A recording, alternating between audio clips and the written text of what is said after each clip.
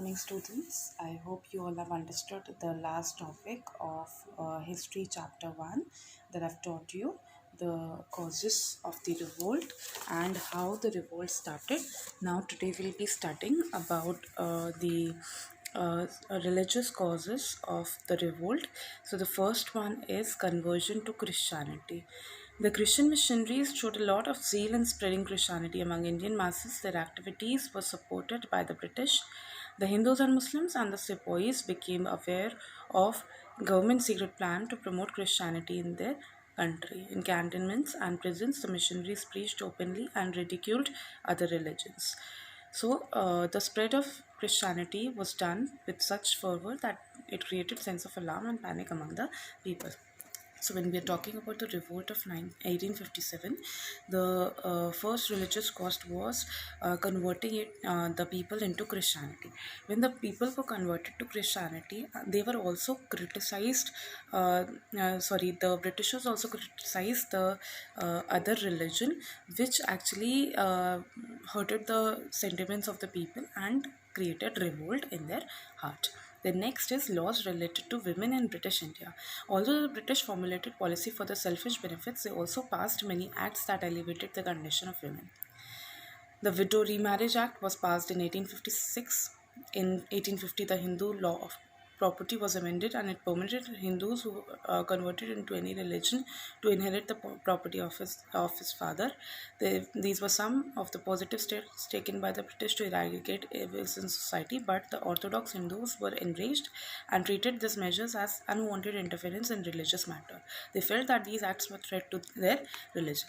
So, women remarriage was allowed in the British rule, and it actually exaggerated the revolt.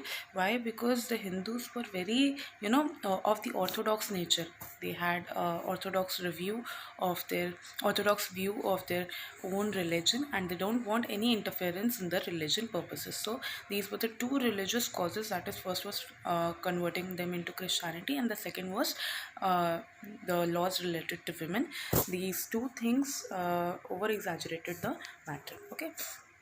Then social causes. The British introduced a number of reforms in India. The Indians were suspicious of Britishers, and they had done certain things which has caused at the social level the revolt to exaggerate. First one was Indian turned to an agricultural colony.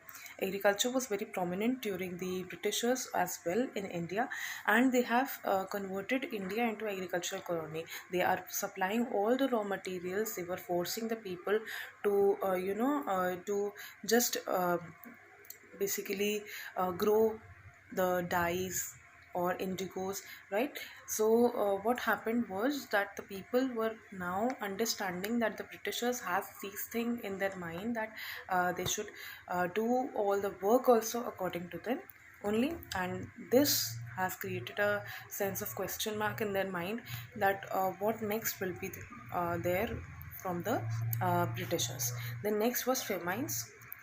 In 1837 to 88, India was plagued with large famines. These famines increased the pitiful condition of the people who were already landless, jobless, and frustrated.